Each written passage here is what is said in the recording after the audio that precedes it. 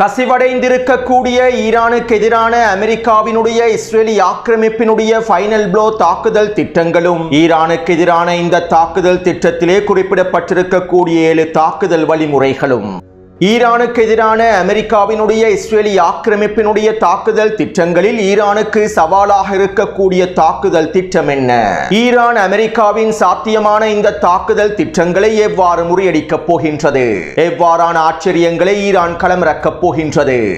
கடந்த 12 மணி நேரமாக பஹ்ரைனையும் குவைத்தையும் பொளந்து கட்டும் ஈரானிய இராணுவத்தினரும் பற்றி எரியும் எண்ணெய் தளங்களும் விமான நிலையங்களும் மிக முக்கியமான தொலைத்தொடர்பாடல் தொழில்நுட்ப தளங்களும் பற்றி எரியும் அமெரிக்காவினுடைய இன்னுமொரு எண்ணெய் கப்பலும் மத்திய கிழக்கு பிராந்தியத்தில் இருக்கக்கூடிய ஒட்டுமொத்த தொழில்நுட்ப தளங்களையும் இலக்கு வைக்கப் போகும் ஈரானிய ஏவுகணைகளும்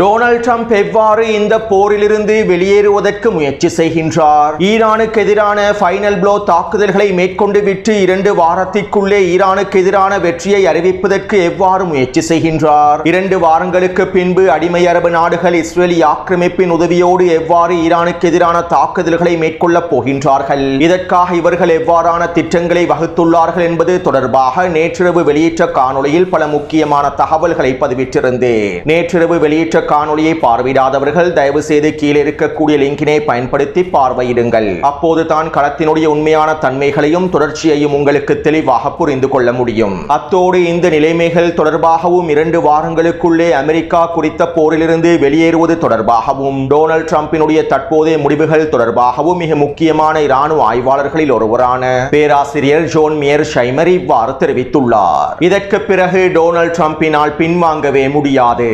இன்னும் 2 வாரத்திற்குள்ளே ஹெர்முஸ் ஜலசந்தி பிரதேசத்தினை மீட்டெடுக்காமல் ஈரானுக்கு எதிரான போரிலிருந்து வெளியேறப் போவதாக டொனால்ட் ட்ரம்ப் தெரிவிக்கின்றார். ஈரானுக்கு எதிரான உச்சக்கட்ட தாக்குதல்களை மேற்கொண்டதற்கு பின்பு ஈரானுக்கு எதிரான வெற்றியை அறிவித்து இந்த போரிலிருந்து முழுமையாக வெளியேறுவதற்கு டொனால்ட் ட்ரம்ப் வகுத்திருக்கக்கூடிய திட்டங்கள் களத்திலே உண்மையில் யதார்த்தமற்றவையாகும். தற்போது டொனால்ட் ட்ரம்ப் ஈரானுக்கு எதிரான போரிலிருந்து வெளியேறுவதற்கான வழிகளையும் சாத்திய கூறுகளையும் தேடுகின்றார். ஈரானிய தலைவர்களை படுகொலை செய்துவிட்டு ஈரானுக்குள்ளே ஆட்சி மாற்றத்தினை ஏற்படுத்தி விட்டதாகவும் கூறுகின்றார். ஆனால் ஈரான் இஸ்லாமிய குடியரசின் ஒரு தூணை கூட அமெரிக்காவினால் தகர்க்க முடியவில்லை. ஈரான் இஸ்லாமிய குடியரசுக்கு ஒரு கொள்கை காணப்படுகின்றது. மேலும் உறுதியான கொள்கைகளின் மூலமாகவே ஈரான் இஸ்லாமிய குடியரசு உருவாக்கப்பட்டுள்ளது. தலைவர்களை படுகொலை செய்வதனால் ஈரான் இஸ்லாமிய குடியரசை வீழ்த்திவிட முடியாது. தலைவர்களை படுகொலை செய்துவிட்டு ஈரான் இஸ்லாமிய குடியரசிலே ஆட்சி மாற்றத்தினை ஏற்படுத்தி விட்டோம் என டொனால்ட் ட்ரம்ப் குறிப்பிட்டிருப்பது சர்வதேசத்தை ஏமாற்றக்கூடிய தன்னுடைய தோல்வியை முழுமையாக மூடி மறைக்கக்கூடிய செயலாகும். ஈரானிலே ஆட்சி மாற்றம் ஏற்படவில்லை, ஈரான் இஸ்லாமிய குடியரசு மாற்றம் அடையவில்லை என்பது டொனால்ட் ட்ரம்புக்கும் அவருடைய நிர்வாகத்திற்கும் நன்றாகவே தெரியும். உண்மையில் ஈரான் இஸ்லாமிய குடியரசின் பழைய தலைவர்களை விட புதிய தலைவர்களே ஆபத்தானவர்கள். இந்த போர் ஆரம்பிக்கப்படுவதற்கு முன்பு இருந்ததை விட தற்போது இருக்கக்கூடிய தலைவர்கள் தான் கடுமையான நிலைப்பாடுகளை எடுக்கக்கூடியவர்களாக இருக்கின்றார்கள். இப்படியான நிலைமையிலேயே இந்த போரிலிருந்து வெளியேறுவதற்காக ஈரானுக்குள் ஆட்சி மாற்றத்தினை ஏற்படுத்தி விட்டோம் என்றும் டொனால்ட் ட்ரம்ப் சர்வதேசத்தினை ஏமாற்றுவதற்கு முயற்சி செய்கின்றார். தற்போது இருக்கக்கூடிய மிக முக்கியமான பிரச்சனை என்னவென்றால் டொனால்ட் ட்ரம்புக்கு இதற்கு பிறகு எதையும் சரி செய்ய முடியாது. பதற்றத்தினை அதிகரிப்பது ஒரு உத்தி அல்ல. இந்த போரிலே ஈரானியர்கள் எங்களை விட அதிக காலம் தாக்கு பிடிப்பார்கள். என்னை பொறுத்தவரையில் ஈரானியர்கள் இன்னும் 2 வருடங்களுக்கும் தாக்கு பிடிக்கலாம். தற்போதைய போர்க்களமானது வியட்நாமை விட மிகவும் மோசமான சூழ்நிலையிலேயே காணப்படுகின்றது. அமெரிக்காவினால் இந்த போரிலிருந்து எளிதில் வெளியேறிவிட முடியாது. ஈரானுக்கு எதிரான உச்ச தாக்குதல்களை மேற்கொண்டு ஈரானிய எரிசக்தி தளங்கள் இலக்கு வைத்து தாக்குதல்களை மேற்கொள்வதன் மூலமாக இந்த போரிலிருந்து ஒரு பொழுதும் டொனால்ட் ட்ரம்பினால் வெளியேறவே முடியாது. தற்போது பதற்றத்தை அதிகரிக்கக்கூடிய ஒரு ஏணியில் டொனால்ட் ட்ரம்ப் சிக்கிக் கொண்டுள்ளார். இந்த ஏணியிலிருந்து பாதுகாப்பாக திரும்ப இறங்குவது என்பது தற்போதைய சூழ்நிலையில் சாத்தியமற்ற விடயமாகும் என இராணுவ ஆய்வாளர் மற்றும் பேராசிரியர் ஜோன் மியர் ஷைமர் அவர்கள் தெரிவித்துள்ளார்.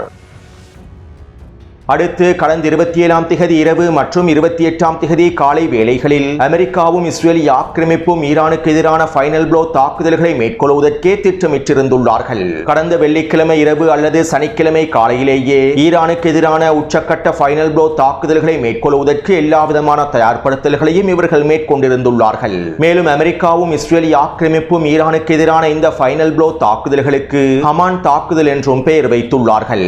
எஸ்தர் மற்றும் ஒர்தகா என்கின்ற என்ற புகழ்பெற்ற ஈரானியர்களை படுகொலை செய்த கதையின் நினைவாகவே இந்த தாக்குதல் திட்டத்திற்கு ஹமான் என பெயர் வைத்துள்ளார்கள். ஈரானினுடைய தலைமைகளை துண்டிப்பதனையும் ஈரானின் தற்போதைய தலைமையின் தலையை துண்டிப்பதனையும் போரை மின்னல் வேகத்தில் வேகமாக முடிவுக்கு கொண்டு வரக்கூடிய இலக்குகளையே குறித்த தாக்குதல் திட்டம் கொண்டுள்ளது. அமெரிக்காவும் இஸ்ரேலிய ஆக்கிரமிப்பும் ஈரானுக்கு எதிராக மேற்கொள்ள திட்டமிட்டிருந்த இந்த ஹமான் தாக்குதல் திட்டத்தில் முக்கியமான 7 தாக்குதல் வழிமுறைகள் குறிப்பிடப்பட்டுள்ளன. 1. சிரியாவின் ஜூலானி தக்ஃபீரி படைக்குழுவை சேர்ந்த 4000 பேரும் அமெரிக்காவின் 3000க்கும் அதிகமான கூலிப்படைகளும் அசர்பைஜான் எல்லை பிரதேசத்திலே நிலைநிறுத்தப்பட்டுள்ளார்கள். கடந்த மார்ச் மாதம் 25ஆம் தேதி 4000க்கும் அதிகமான தக்ஃபீரிகளும் 3000க்கும் அதிகமான அமெரிக்காவின் கூலிப்படையினரும் ஒன்றிணைந்து அசர்பைஜான் எல்லை பிரதேசத்திலே பயிற்சிகளையும் மேற்கொண்டுள்ளார்கள். ரகசியமான முறையில் வனப்பிரதேசத்தில் இந்த பயிற்சிகள் நடைபெற்றுள்ளன. மேலும் 25ஆம் தேதி இரவு அசர்பைஜான் எல்லை பிரதேசத்தின் ஊடாக இவர்கள் 20க்கும் அதிகமான ட்ரோன்களையும் ஈரானுக்குள்ளே செலுத்தியுள்ளார்கள். குறித்த எல்லை பிரதேசத்தினை உளவு பார்ப்பதற்காக இந்த ட்ரோன்கள் செலுத்தப்பட்டுள்ளன. அசர்பைஜான் வழியாக தரைவழி தாக்குதல்களை ஆரம்பிப்பதே இவர்களுடைய நோக்கமாகும். 2. பஹ்ரைனில் 2500க்கும் அதிகமான அமெரிக்க அதிகாரிகளும் சிப்பாய்களும் கூலிப்படைகளும் நிலைநிறுத்தப்பட்டுள்ளார்கள். அதே போன்று பாகிஸ்தானினுடைய மேற்கு பிரதேசத்தில் 3000க்கும் அதிகமான அமெரிக்க துருப்புக்கள் நிலைநிறுத்தப்பட்டுள்ளார்கள். இவற்றுக்கு மேலதிகமாக பாகிஸ்தானின் மேற்கு எல்லை பிரதேசத்திலே 5000க்கும் அதிகமான தக்ஃபீரிகளும் நிலைநிறுத்தப்பட்டுள்ளார்கள். பாகிஸ்தானின் மேற்கு எல்லை பிரதேசத்தில் இருக்கக்கூடிய ஜைஷல் அதில் பயங்கரவாத குழுக்களில் இருந்தும் பலுச்சிஸ்தான் பயங்கரவாத குழுக்களில் இருந்துமே இந்த தக்ஃபீரி பயங்கரவாதிகள் அணிதிரட்டப்பட்டுள்ளார்கள்.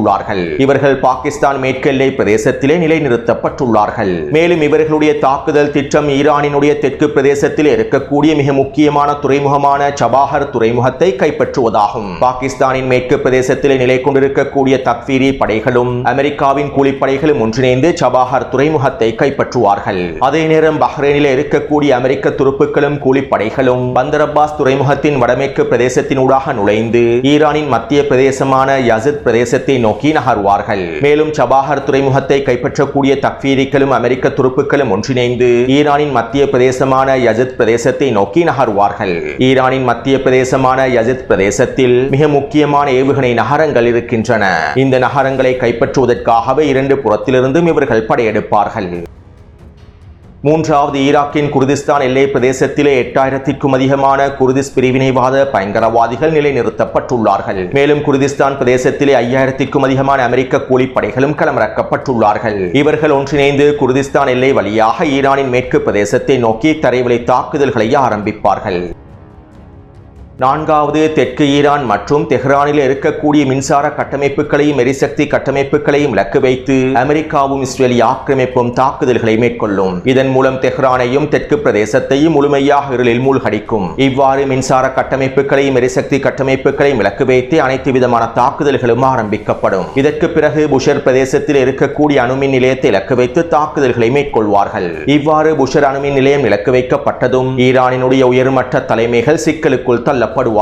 குறித்த பிரதேசத்தில் இருக்கக்கூடிய மக்களை முழுமையாக வெளியேற்றுவதிலும் கதிர்வீச்சிலிருந்து ஈரானிய மக்களை பாதுகாப்பதிலும் ஒட்டுமொத்த ஈரானிய தலைவர்களும் அழுத்தங்களுக்குள் தள்ளப்படுவார்கள். இதன் மூலமாக ஈரானிய தலைமைகளின் செயற்பாட்டு படிமுறை தகவல் பரிமாற்றம் என்பன சிதைக்கப்படும். மேலும் புஷர் அணுமின் நிலையத்திற்கும் கடல் வழியாக இருக்கக்கூடிய பாதைக்கும் இடையிலான தொடர்புகளையும் அமெரிக்கா துண்டித்துள்ளது. இதனால் கடல் வழியாக புஷர் அணுமின் நிலையத்தை நோக்கி நகரவும் முடியாது. இதைத் தொடர்ந்து அமெரிக்க துருப்புக்கள் காக் தீவை முழுமையாக கைப்பற்றுவதற்கான முயற்சிகளை ஆரம்பிப்பார்கள்.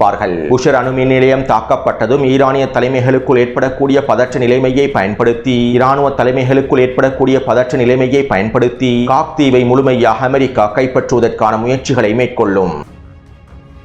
5. பந்தர் அப்பாஸ், கெர்மன்ஷா, உர்மியா, டப்ரிஸ் மற்றும் புஷர் ஆகிய பிரதேசங்களில் இருக்கக்கூடிய விமான ஓடுபாதைகளை பயன்படுத்தி அமெரிக்கா ஹெலிபோன் தாக்குதல்களை ஆரம்பிக்கும். ஹெலிகாப்டர்கள் மூலமாக குறித்த பிரதேசங்களுக்குள்ளே களமிறங்கி முக்கியமான தளங்களை கைப்பற்றுவதற்கான தாக்குதல்களை ஆரம்பிப்பார்கள். மேலும் இந்த ஹெலிபோன் தாக்குதல்களை ஆரம்பிப்பதற்கு முன்பு குறித்த பிரதேசத்திலே காத்துக் கொண்டிருக்கக்கூடிய ஈரானிய இராணுவத்தினரை சிதைக்கக்கூடிய வான்வழி தாக்குதல்களையும் உச்சளவில் மேற்கொள்வார்கள். மேலும் ஹெலிபோன் தாக்குதல் மூலமாக அவசரமாக களமிறங்கி முக்கியமான பிரதேசங்களை கைப்பற்றிக் கொள்வார்கள். ஆறாவது, ஈரானினுடைய பாதுகாப்பு கட்டமைப்புகளையும் பாதுகாப்பு வழிமுறைகளையும் முழுமையாக சிதைக்கக்கூடிய மிகப்பெரிய ட்ரோன் தாக்குதல்களை அமெரிக்காவும் இஸ்ரேலும் ஈரானுக்குள்ளே மேற்கொள்ளும். இதுவரையும் மேற்கொள்ளாத நூற்றுக்கணக்கான ட்ரோன்களை பயன்படுத்தி ஈரானினுடைய பாதுகாப்பு சுவர்களை தகர்க்கக்கூடிய வான் பாதுகாப்பு கட்டமைப்புகளை தகர்க்கக்கூடிய ட்ரோன் தாக்குதல்களை மேற்கொள்வார்கள். இதன் மிக முக்கிய நோக்கமாக ஈரானிய இராணுவத்தின் பாதுகாப்பு கட்டமைப்புகளை முழுமையாக அழிப்பதே காணப்படும். ஏழாவது, இந்த தாக்குதல்கள் அனைத்தையும் மேற்கொண்டதற்கு பின்பு ஈரான் பதிலடி தாக்குதல்களை மேற்கொண்டால், மத்திய கிழக்கில் இருக்கக்கூடிய அரபு நாடுகளுக்கு எதிரான உச்ச தாக்குதல்களை மேற்கொண்டால், ஈரானினுடைய இந்த தாக்குதல்களை பதிலடி தாக்குதல்களை தடுத்து நிறுத்த முடியாத நிலைமை ஏற்பட்டால், ஈரானின் நட்டான்ஸ் மற்றும் ஃபோர்டோ அணுசக்தி தளங்களை இலக்கு வைத்து இதுவரையும் அமெரிக்கா பயன்படுத்தாத மிகவும் ரகசியமான அணு ஆயுத திறன்களை கொண்டிருக்கக்கூடிய ஆயுதங்களை பயன்படுத்தி தாக்குதல்களை மேற்கொள்ளும். குறித்த பிரதேசத்தில் இருக்கக்கூடிய செறிவூட்டப்பட்ட யுரேனியத்தினை முழுமையாக அளிப்பதற்கான அணு ஆயுத திறன்களை கொண்டிருக்கக்கூடிய இதுவரைக்கும் வெளிப்படுத்தாத ஆயுதங்களை பயன்படுத்தி அமெரிக்கா தாக்குதல்களை மேற்கொள்ளும். இந்த தாக்குதலின் மூலமாக ஏற்படக்கூடிய பேரழிவை பயன்படுத்தி இந்த போரை அவசரமாக நிறுத்துவதற்கு அமெரிக்கா முயற்சி செய்யும் என குறித்த திட்டத்திலே குறிப்பிடப்பட்டுள்ளன. எனவே இவ்வாறு தான் ஈரானுக்கு எதிரான தாக்குதல்களை மேற்கொள்வதற்கு அமெரிக்காவும் இஸ்ரேலிய ஆக்கிரமிப்பும் ஹமான் திட்டத்தினை வகுத்துள்ளார்கள். மேலும் ஈரானுக்கு எதிரான இந்த தாக்குதல் திட்டத்தினை கடந்த 25ஆம் தேதி இரவு காங்கிரசின் 8 உறுப்பினர்களுக்கு வழங்கப்பட்டுள்ளது. இந்த தாக்குதல் திட்டம் தொடர்பான முழுமையான விளக்கத்தையும் காங்கிரஸில் சமர்ப்பித்துள்ளார்கள். இதன்போது குறித்த திட்டத்திற்கு எதிரான கருத்துக்களும் விமர்சனங்களும் முன்வைக்கப்பட்டுள்ளன. இருப்பினும் இறுதியில் குறித்த திட்டத்தினை நடைமுறைப்படுத்துவதற்கான ஒப்புதலையும் காங்கிரசின் 8 பேர் கொண்ட குழுவானது வழங்கியுள்ளது. ஆனால் இந்த திட்டமானது 26ஆம் தேதி காலை வேளையில் கசிவடைந்துள்ளது. ஈரானிய உளவாளிகள் மூலமாகவோ அல்லது டொனால்ட் டிரம்பினுடைய நிர்வாகத்திற்கு எதிராக செயற்படக்கூடிய வெள்ளை மாளிகையில் இருக்கக்கூடிய ஜனநாயக கட்சிக்கு ஆதரவானவர்களின் மூலமாகவோ குறித்த திட்டமானது வெளியிடப்பட்டிருக்கலாம் என தெரிவிக்கப்படுகின்றது. எனவே 26ஆம் தேதி காலையிலேயே ஈரானுக்கு எதிரான குறித்த தாக்குதல் திட்டத்தின் மிக முக்கியமான பகுதிகள் கசிவடைந்துள்ளன. இவ்வாறு இந்த தாக்குதல் திட்டம் கசிவடைந்ததற்கு பின்புதான் 27ஆம் தேதி 28ஆம் தேதிகளில், அதாவது கடந்த வெள்ளிக்கிழமை சனிக்கிழமைகளில் இந்த தாக்குதலை மேற்கொள்வதற்கான திட்டத்தினை அமெரிக்கா ஒத்திவைத்தது. ஈரானுக்கு எதிரான தாக்குதல் திட்டங்கள் கசிவடைந்ததற்கு பின்பு இந்த தாக்குதல்களை மேற்கொள்ள முடியாது என்று இந்த தாக்குதல் திட்டத்தினை நடைமுறைப்படுத்துவதனை ஒத்திவைத்தது. அத்தோடு இந்த தாக்குதல் திட்டத்தினை ஈரானுக்கு எதிரான ஹமான் தாக்குதல் திட்டத்தினை டொனால்ட் டிரம்பின் நிர்வாகம் வேண்டுமென்றே கசிய வைத்துவிட்டு வேறொரு திட்டத்தினை பயன்படுத்தி ஈரானுக்கு எதிரான தாக்குதல்களை மேற்கொள்வதற்கான வாய்ப்புகள் இருப்பதாகவும் நீங்கள் நினைக்கலாம். இவ்வாறான சந்தேகங்களும் எழுந்துள்ளன. இருப்பினும் கசிவடைந்திருக்கக்கூடிய தாக்குதல் திட்டமானது ஈரானுக்கு எதிராக மேற்கொள்ளக்கூடிய சாத்தியமான தாக்குதல் திட்டங்களையே குறிப்பிட்டுள்ளது. இதனால் குறித்த தாக்குதல் திட்டத்தினை அமெரிக்காவே வெளியிட்டிருப்பதற்கான வாய்ப்புகள் குறைவாகவே இருக்கின்றன. டொனால்ட் டிரம்பினுடைய நிர்வாகம் வேண்டுமென்றே இந்த தாக்குதல் திட்டத்தினை வெளியிட்டிருப்பதற்கான வாய்ப்புகள் குறைவாகவே இருக்கின்றன. அத்தோடு இந்த தாக்குதல் திட்டங்கள் கசிவடைந்ததற்கு பின்பு அமெரிக்காவினால் இதைவிட வித்தியாசமான தாக்குதல் திட்டங்களை முழுமையாக களமிறக்க முடியாது. இந்த தாக்குதல் திட்டங்களோடு இன்னும் ஒரு சில வித்தியாசமான தாக்குதல் திட்டங்களை அமெரிக்கா பயன்படுத்தலாம், களமிறக்கலாம். எனவே இங்கிருக்கக்கூடிய அடுத்த மிக முக்கியமான விடயம், ஈரானுக்கு எதிரான அமெரிக்காவினுடைய இந்த தாக்குதல் திட்டங்களை ஈரான் எவ்வாறு சமாளிக்கப் போகின்றது, எதிர்நோக்கப் போகின்றது, இந்த தாக்குதல் திட்டங்களை வழிமுறைகளை ஈரான் எவ்வாறு தடுத்து நிறுத்தப் போகின்றது, எவ்வாறான பதிலடி தாக்குதல்களை ஈரான் வழங்கப் போகின்றது என்பதுதான். ஒரே நேரத்தில் ஹெலிபோன் தாக்குதல்களையும் உச்ச வான்வழி தாக்குதல்களையும் மின்சார கட்டமைப்புகள் இலக்கு வைத்து தாக்குதல்களையும் ஈரானினுடைய துறைமுகங்களை கைப்பற்றக்கூடிய தாக்குதல்களையும் மேற்கொள்ளும் போது அது ஈரானுக்கு சவாலானதாகவே அமைந்திருக்கும். இந்த 7 தாக்குதல் வழிமுறைகளையும் அமெரிக்கா ஈரானுக்குள்ளே ஒரே நேரத்தில் மேற்கொள்வது ஈரானுக்கு சவாலானதாகவே அமைந்திருக்கும். இருப்பினும் இந்த சவால்களை வெற்றி கொள்வதற்கான எல்லாவிதமான திறன்களும் ஈரானிடம் காணப்படுகின்றன. ஈரானிய ராணுவம் மிகப்பெரிய ராணுவமாகும். அதைவிட மிக முக்கியமாக 2 கோடி போராளிகளை கொண்டிருக்கக்கூடிய பசிஜ் படைப்பிரிவுகள் காணப்படுகின்றார்கள். ஈரானின் பலம் வாய்ந்த சக்தி வாய்ந்த மொசைக் பாதுகாப்பு உத்தியும் நடைமுறைப்படுத்தப்பட்டுள்ளது. மேலும் அமெரிக்காவினுடைய இந்த தாக்குதல்களை முறியடிப்பதற்கு, தரைவழி தாக்குதல்களை முறியடிப்பதற்கு ஈரானிடம் பல வித்தியாசமான தாக்குதல் பதிலடி தாக்குதல் திட்டங்களும் இருக்கின்றன. ஈரான் இதுவரையிலும் களமிறக்காத பல ஆச்சரியங்களும் இருக்கின்றன. என்னை பொறுத்தவரையில் இந்த தாக்குதல் திட்டத்திலே ஈரானுக்கு சவாலாக இருக்கக்கூடிய ஒரே ஒரு விடயம், புஷர் அணு மின் நிலையத்தை இலக்கு வைத்து அமெரிக்கா தாக்குதல்களை மேற்கொண்டதும் கதிர்வீச்சு கசிவு ஏற்பட்டுவிடும். இந்த சந்தர்ப்பத்திலே ஈரானிய தலைமைகள் குறித்த பிரதேசத்தினை பாதுகாப்பதற்கு செயற்பட வேண்டும். மேலும் இந்த அணு கசிவு ஏற்படக்கூடிய தாக்குதல்கள் ஈரானுக்குள்ளே உச்ச பதற்றத்தையும் ஏற்படுத்தும். எனவே இது மாத்திரம்தான் ஈரானுக்கு சவாலானதாக அமைந்திருக்கும். மேலும் ஏனைய தரைவழி தாக்குதல்கள் தாக்குதல்களை ஈரான் இலகுவாக வெற்றி கொண்டுவிடும். பாகிஸ்தானினுடைய மேற்கு பிரதேசத்தினூடாகவும் அசர்பைஜான் எல்லை பிரதேசத்தினூடாகவும் குர்திஸ்தான் எல்லை பிரதேசத்தினூடாகவும் நுழையக்கூடிய படைப்பிரிவுகளை ஈரான் முழுமையாக கொன்று குவிக்கும். அது மட்டுமல்லாமல் ஹெலிபோன் தாக்குதல் திட்டங்களையும் ஈரான் முறியடிக்கும். காக் தீவிலும் ஈரான் அமெரிக்காவை தோற்கடிக்கும். அத்தோடு இந்த தாக்குதல்களை அமெரிக்காவும் இஸ்ரேலி ஆக்கிரமிப்பும் ஆரம்பிக்கும் போது ஈரான் பஹ்ரைனையும் ஐக்கிய அரபு அமீரகத்தையும் குவைத்தையும் கைப்பற்றுவதற்கான தரைவழி தாக்குதல்களை ஆரம்பித்தால் அது எவ்வாறு இருக்கும் என்பதனை சிந்தித்து பாருங்கள். அல்லது ஒருவேளை அமெரிக்காவினுடைய இந்த தாக்குதல்கள் ஆரம்பிப்பதற்கு ஒரு மணித்தியாலங்களுக்கு முன்பே ஈரான் பஹ்ரைனையும் ஐக்கிய அரபு அமீரகத்தையும் குவைத்தையும் இலக்கு வைத்து கைப்பற்றக்கூடிய தாக்குதல்களை மேற்கொண்டால், கடற்கரை பிரதேசங்களை முழுமையாக கைப்பற்றுவதற்கான தாக்குதல்களை மேற்கொண்டால் அது அமெரிக்காவினுடைய தாக்குதல் திட்டங்களை எவ்வாறு பாதிக்கும் என்பதனையும் சிந்தித்து பாருங்கள். எனவே அமெரிக்காவினுடைய இந்த தாக்குதல் திட்டங்களை முறியடிப்பதற்கு ஈரான் பல ஆச்சரியங்களை தயார் செய்து வைத்துள்ளது. மேலும் இந்த ஆச்சரியங்களை நாங்கள் யுத்த களத்தில் தெளிவாக புரிந்து கொள்ள முடியும், கண்டுகொள்ள முடியும். அடுத்து மத்திய கிழக்கு பிராந்தியத்தில் இருக்கக்கூடிய அமெரிக்காவினுடைய மிக முக்கியமான தொழில்நுட்ப நிறுவனங்களை இலக்கு வைத்தும் அமெரிக்காவின் மிகப்பெரிய முதலீட்டு நிறுவனங்களை இலக்கு வைத்தும் அடுத்த கட்ட தாக்குதல்களை ஆரம்பிக்க போவதாக IRGC ராணுவம் அறிவித்துள்ளது. ஏற்கனவே பஹ்ரைனில் இருக்கக்கூடிய அமேசான் கிளவுட் நிறுவனத்தை இலக்கு வைத்து தாக்குதல்கள் மேற்கொள்ளப்பட்டிருந்தன. இதே போன்று மத்திய கிழக்கு பிராந்தியம் முழுவதும் இருக்கக்கூடிய மிக முக்கியமான தொழில்நுட்பத்துறை நிறுவனங்களை இலக்கு வைக்கப் போவதாகவே அறிவித்துள்ளார்கள். மேலும் குறித்த நிறுவனங்களில் இருக்கக்கூடியவர்கள் முழுமையாக வெளியேறிவிட வேண்டும் என்றும் ஈரான் இறுதி எச்சரிக்கைகளை வெளியிட்டுள்ளது.